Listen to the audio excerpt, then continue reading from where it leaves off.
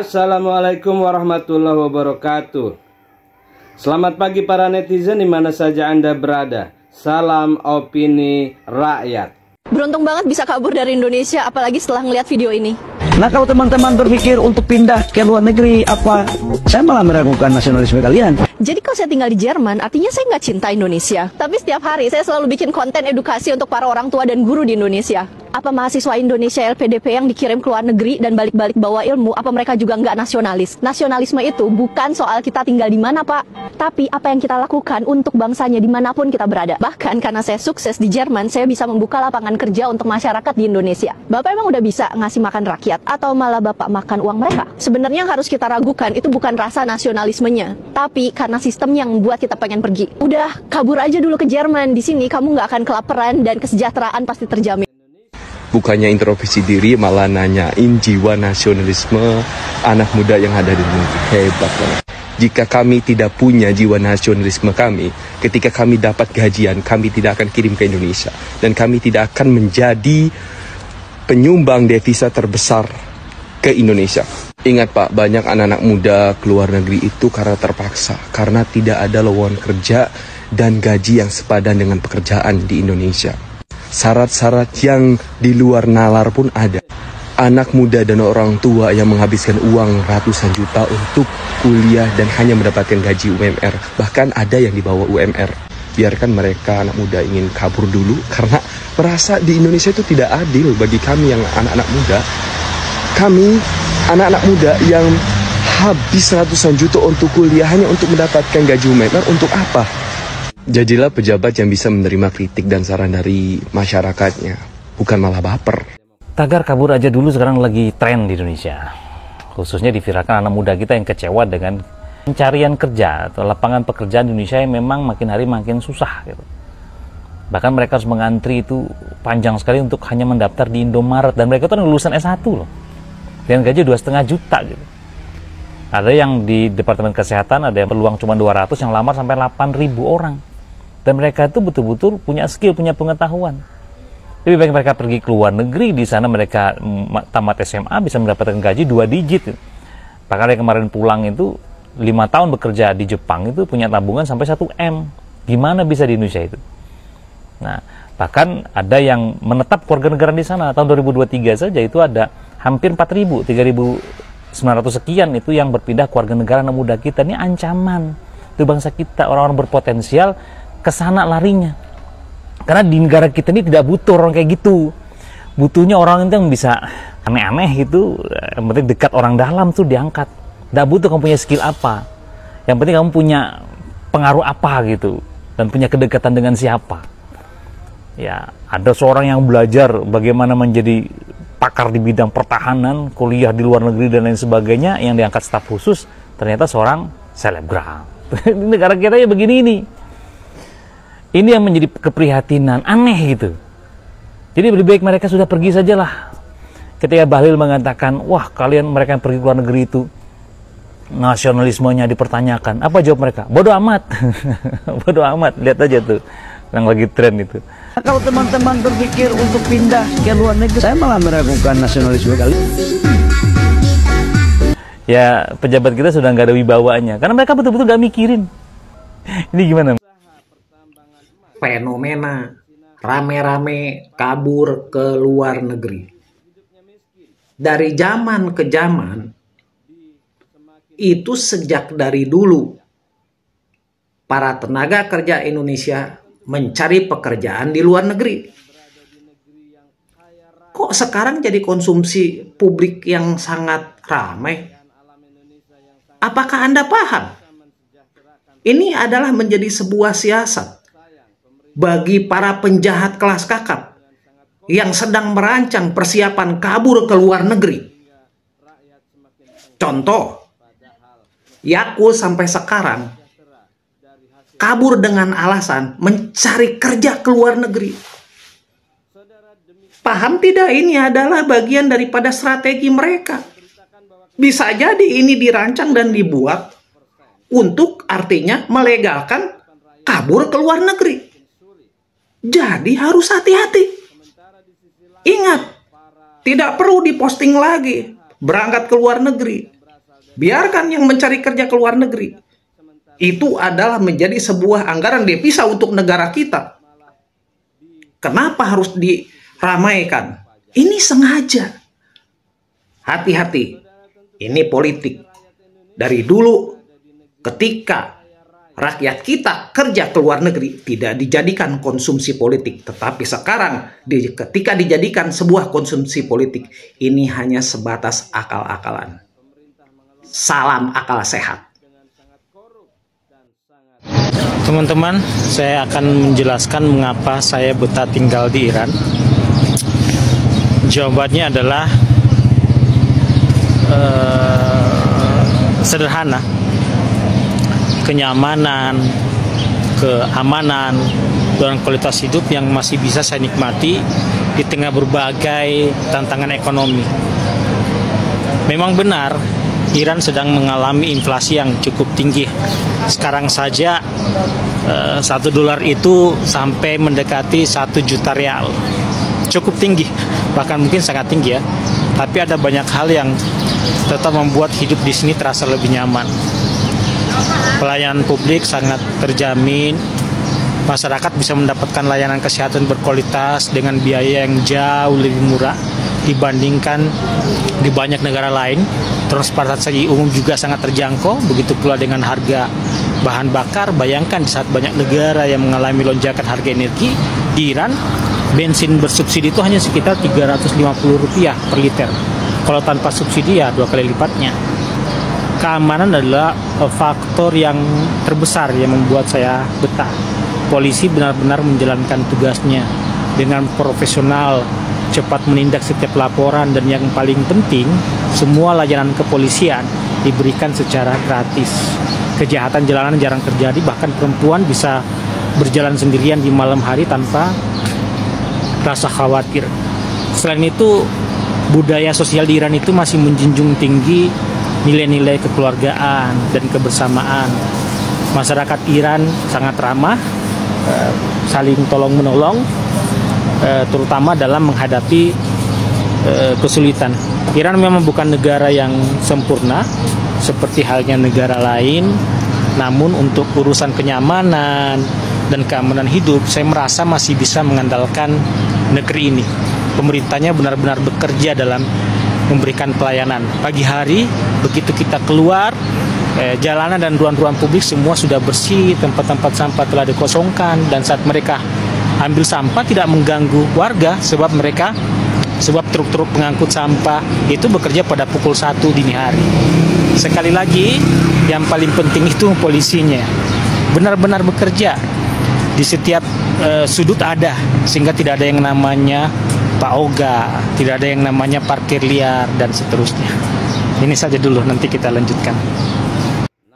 Beberapa hari yang lalu, tagar kabur aja dulu itu mengemuka di media sosial, dan tak lama setelah itu direspon oleh media-media digital secara umum yang isi narasinya cukup memprihatinkan bahwa ada segelintir orang di Indonesia yang mengajak orang-orang yang lainnya untuk kabur aja dari Indonesia, untuk keluar aja dari Indonesia, untuk mencari pendidikan, untuk mencari penghidupan, untuk mencari keamanan dan sebagainya. Keluar aja dulu. Kalau mungkin, ya pindah aja ke warganegaraan. Yang cukup memprihatinkan dari narasi ini sebenarnya bukan hanya pada kontennya, tetapi bahwa dia menjadi trending yang menunjukkan bahwa rasa frustasi, penyesalan, kekecewaan, sakit hati, dan rasa tidak aman itu sudah mengemuka dan menjadi pola yang umum dalam pikiran masyarakat Indonesia. Artinya, ketika dia menjadi trending, pikiran masyarakat kita pun secara trending memang pengen keluar dari Indonesia. Kan itu logikanya tuh begitu. Nah, ini sebenarnya cukup memprihatinkan, tapi kalau misalkan mau jujur, saya dan khususnya istri saya juga sebenarnya pengen keluar negeri, setidaknya untuk mengamankan pendidikan dari anak-anak, ya karena cukup penuh penyesalan ketika kita berpikir tentang pendidikan di Indonesia, pola asuh di Indonesia dan sebagainya. Bukan hanya soal penyesalan tapi juga traumatik gitu. Ketika kita misalkan melihat realitas yang ada di Indonesia itu sebenarnya juga kurang baik gitu. Makanya ada keinginan sebenarnya untuk ke luar negeri. Tapi intinya adalah bahwa sebenarnya rasa frustasi dari orang-orang yang ada di Indonesia karena dia tinggal di Indonesia itu juga sebenarnya sudah menjadi bagian yang harus diperhatikan oleh pemerintah kita. Sebenarnya apa yang melatari tagar ini, atau sebenarnya apa yang membuat orang-orang kemudian merespon dan setuju terhadap tagar ini? Ya sebenarnya kurang lebihnya adalah terkait dengan penghasilan, terkait dengan betapa sulitnya mendapatkan pendapatan di Indonesia yang layak dan halal. Itu sulitnya tuh luar biasa. Coba misalkan kita runut pada beberapa masalah-masalah yang lebih teknis. Ketika Pak Jokowi menjabat sebagai presiden untuk pertama kalinya, sektor formal Indonesia itu menyerap sampai 16 juta lapangan pekerjaan. Kemudian ketika Pak Jokowi dilantik untuk menjadi presiden yang kedua kalinya, itu sektor formal Indonesia hanya mampu menyerap dan menyediakan sekitar 8 juta lapangan pekerjaan. Dan ketika Pak Jokowi lengser digantikan oleh Pak Prabowo, itu ternyata hanya ada 2 juta lapangan pekerjaan yang siap di sektor formal. Jadi artinya apa? Turun terus-terusan. Bahkan ketika Baraya memiliki keahlian di bidang tertentu pun, Baraya sangat expert di satu bidang, itu Baraya juga tetap susah untuk mendapatkan pekerjaan. Kenapa? Karena dengan jumlah lapangan pekerjaan yang tinggal sedikit itu pun, itu jatahnya untuk orang dalam. Kita ketahui itu. Kan ini masalahnya di Indonesia itu begitu. Nah, ketika sudah diserahkan kepada orang dalam, kita kebagian apa? Ya nggak kebagian apa-apa pada bagian itu. Dan kalaupun misalkan ya kita kebagian dapat jatah di situ, paling yang kita dapatkan adalah UMR yang di Indonesia maksimal UMR-nya itu hanya sekitar 5 juta 6 juta saja. Itu luar biasa. Dan yang lebih luar biasanya apa? Mertua-mertua di Indonesia masih berharap agar punya menantu yang gajinya itu UMR. Artinya apa? Untuk mendapatkan gaji 5 juta saja itu sulitnya minta ampun. Itu yang disebut minimal aja sudah menjadi harapan tertinggi dari para mertua di Indonesia. Nah, artinya apa? Ya, tingkat kesejahteraan Indonesia itu benar-benar buruk. Kalau misalkan kita hitung, Pak Prabowo kemarin menyatakan bahwa jatah pengeluaran orang Indonesia secara layak itu adalah 15 juta rupiah per orang per bulan. Tapi yang disediakan oleh lapangan pekerjaan kita, UMR yang terendahnya itu adalah 5 juta per bulan per keluarga. Dari situnya sudah jadi masalah. Nah, terus gimana dong? Ya udah, kalau misalkan Baraya sudah bekerjanya susah, rebutan sama orang dalam, kemudian ketika sudah bekerja pun dapatnya sekecil itu anggarannya, duitnya cuma 5 juta sekeluarga sebulan. Nah, itu pun lebih buruk lagi ketika Baraya tahu bahwa Baraya bisa dengan sangat mudah dipecat. Ya, itu faktanya. Dan kalau Baraya dipecat tuh bukan beneran dipecat, tapi dipaksa resign. Karena si perusahaan menolak untuk kasih pesangon. Makanya Baraya dikasih setidak nyaman-tidak nyamannya, atau dimutasikan di tempat yang benar-benar menyiksa Baraya dan sebagainya. Pokoknya agar Baraya tidak mau dipecat, tapi maunya mengundurkan diri. Ya, itu realitas di Indonesia. Jadi kalau misalkan mau kerja sesulit itu, mau gimana? Ya udah, saya mau usaha. Kalau misalkan Baraya berpikir untuk menjadi wirausaha misalkan, maka Baraya harus berhadapan dengan 4 tembok sekaligus.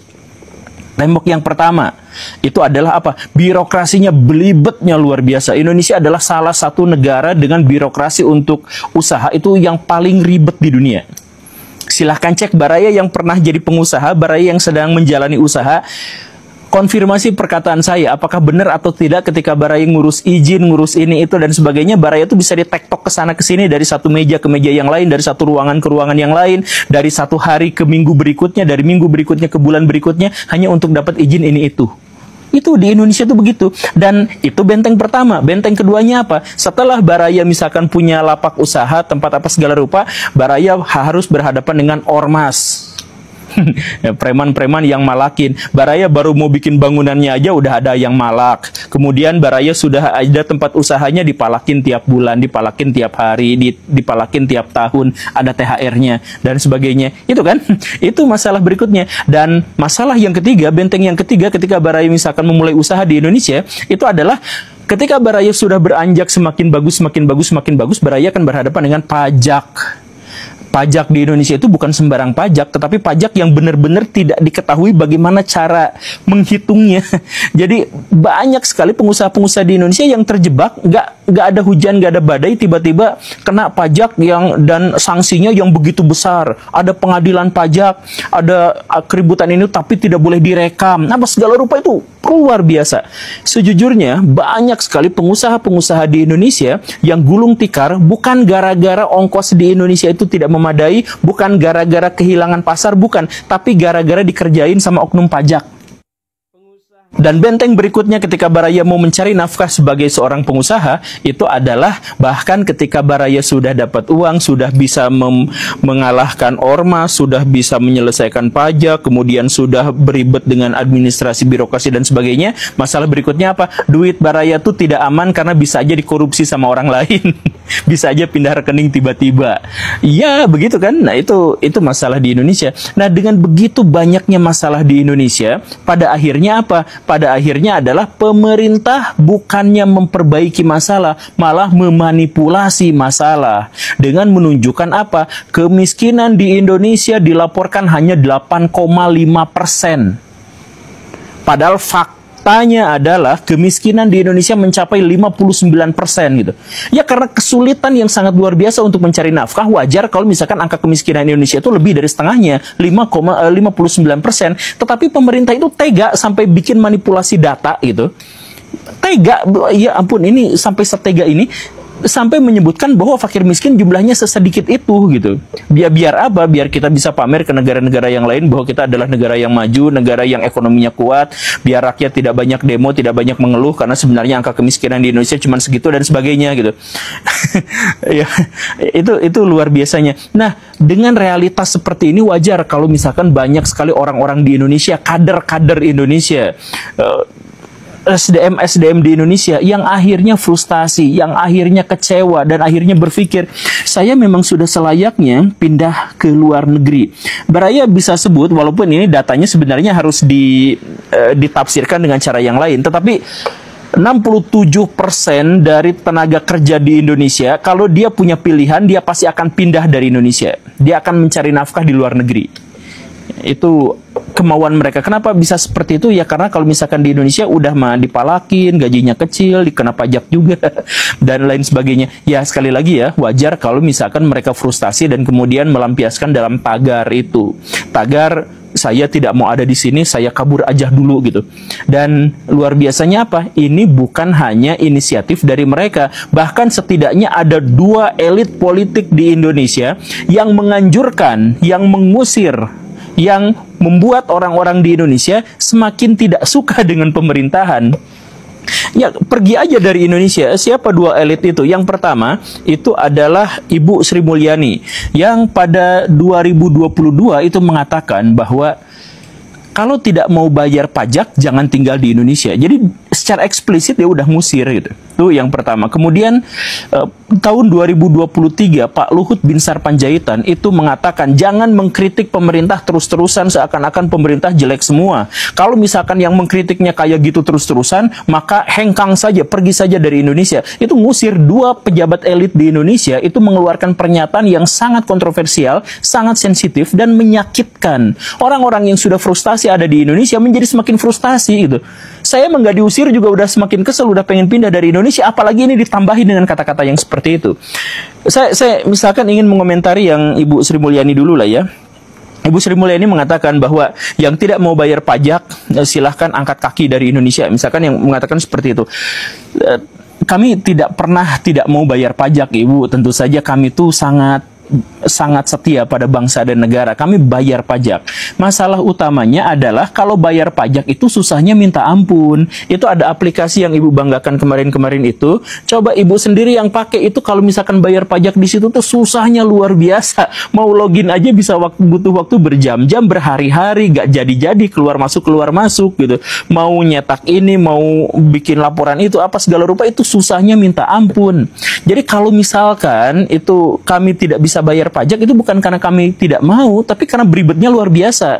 Dan ditambah, kalau misalkan pernyataan itu sebenarnya adalah reaksi dari ada banyak orang Indonesia yang tidak mau naikin PPN sampai jadi 12% misalkan gitu kan. Nah, karena kami itu ada perhitungan dan kami menuntut untuk transparansi, bukan tidak mau bayar pajak. Contohnya kayak gini lah. PPN naik dari 11% ke 12%. Tujuannya biar apa? Biar negara punya tambahan 85 triliun rupiah. Sekitar itu kan? Coba hitung sama ini. Kan sekitar 85 triliun targetnya itu. Nah, kalau misalkan hanya untuk mendapatkan 85 triliun saja, kenapa tidak menggunakan penghematan saja? Atau misalkan bikin semacam gerakan untuk memberantas inefisiensi. Kita bukan ngomongin soal korupsi, ya, itu mau urusan yang lain. Inefisiensi di Indonesia itu kan luar biasa, Bara, ya. Kemarin aja Pak Luhut mengatakan bahwa kami punya anggaran 500 triliun untuk fakir miskin dan hanya setengahnya saja yang sampai. Artinya apa? Setengahnya 250 triliun rupiah itu nyungsep di hotel-hotel mewah, itu nyungsep di tempat-tempat untuk studi banding, apa segala rupa yang kayak gitulah, yang birokratis segala rupa itu. Nah, Ibu, kalau misalkan Ibu mau mendapatkan uang 85 triliun rupiah, bukan dari pajak, itu efisiensi aja, itu ambil lagi gitu. Itu orang-orang yang pegawai-pegawai apa segala rupa, pejabat-pejabat itu yang segala rupa itu potong aja dari situ, 250 triliun hanya untuk satu tema aja gitu. Kan bisa gitu. Dan yang kami butuhkan itu adalah transparansi berhubungan dengan itu, bukan kami gak mau bayar pajak. Kan gitu Ibu, mohon ya. Kemudian misalkan pernyataan Pak Luhut yang mengatakan kalau misalkan mau mengkritik terus, jangan kritik yang jelek-jeleknya terus dong, apresiasi juga yang bagus-bagusnya dan sebagainya. Oke. Saya setuju Pak, saya sangat setuju dengan pernyataan Bapak dan secara pribadi saya menaruh hormat kepada Bapak sebagai orang yang sangat luar biasa di pemerintahan, serba bisa dan sering mengambil keputusan-keputusan dengan tingkat akurasi yang sangat luar biasa. Itu saya kagumi dari Pak Luhut Binsar Panjaitan. Kan Bapak direkomendasikan juga sama Gus Dur. Tapi gini masalahnya, kalau misalkan kita banyak berkoar-koar mengkritik di media dan sebagainya, masalah utamanya adalah karena kami tidak memiliki corong, kami tidak memiliki saluran untuk menyampaikan gagasan pendapat dengan baik-baik ke meja Bapak. Jadi gini, anggota DPR sebagai perwakilan rakyat itu hanya mau mendengar suara rakyat ketika dia mau ikutan pemilu. Setelah dia terpilih jadi anggota dewan, kapan dia bisa dihubungi? Coba saya tanya, itu anggota DPR itu kapan pernah komunikasi langsung, berinteraksi langsung dengan rakyat seintensif ketika mereka-mereka itu sebelum menjabat? Karena kami tidak memiliki corong, kami mau ngomong tuh ke siapa, kami mau curhat tuh ke siapa, kami tuh pengen menyampaikan aspirasi tuh ke siapa, tidak ada corongnya, ya wajar kalau misalkan kami mengkritik secara sporadis di media-media. Jadi kalau misalkan kami mengkritik ke sana ke sini, coba Pak, kalau misalkan saya punya kesempatan ketemu sama Bapak aja, saya bisa sampaikan kritik itu langsung gitu.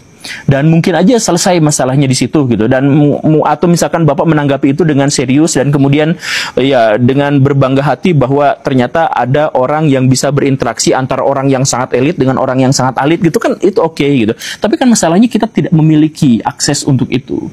Jadi tolong jangan usir kami, Pak. Jangan tendang kami dari Indonesia hanya gara-gara mengkritik. Masalahnya kami itu bukan mengkritik karena benci, bukan mengkritik karena sentimen dan lain sebagainya. Ya mungkin ada di antara kami yang memang sentimen, ya memang. Tapi intinya adalah karena tidak ada saluran yang memadai yang bisa kami andalkan untuk menyampaikan aspirasi kami kepada orang-orang yang ada di atas. Itu masalahnya. Jadi ya, tapi sekali lagi ya Pak pemerintah, Ibu pemerintah semuanya, ini masalah utamanya adalah kami tuh sekarang sedang kecewa, sedang frustasi bahwa kami memaklumi perkataan-perkataan itu juga muncul dari rasa frustasi dari Bapak dan Ibu sekalian di sana. Tapi tolong juga maklumi kami bahwa kami juga melakukan begini dan begitu yang bikin Bapak Ibu marah itu juga sebenarnya adalah wujud dan ekspresi dari kekecewaan yang mendalam, dari sakit hati yang mendalam, dari frustasi dan stres yang luar biasa karena kita tinggal di Indonesia dengan penghasilan yang kurang, dengan tanggungan yang besar, dengan keamanan yang tidak terjamin, dengan bahwa kami ngomong begini begitu saja bisa kena undang-undang UTE dan lain sebagainya. Ya itu mah keluhan saja ya, tapi intinya ya saya juga mungkin sedang mempertimbangkan untuk pindah ke warga negaraan. Ya nggak tahu, tapi intinya Baraya sampai sekarang itu 1.000 orang per tahun itu sudah meninggalkan Indonesia dan menjadi warga negara luar di luar sana.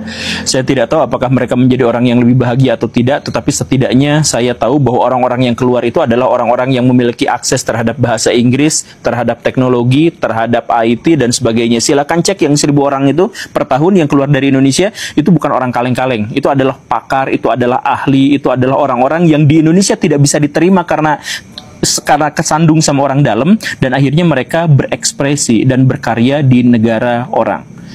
Terima kasih karena sudah menyimak. Saya Guru Gembul. Assalamualaikum warahmatullahi wabarakatuh. Demikian saudara, apa pendapat Anda? Silahkan ditulis di kolom komentar. Terima kasih telah menyaksikan video ini sampai selesai. Salam hormat. Wassalamualaikum warahmatullahi wabarakatuh.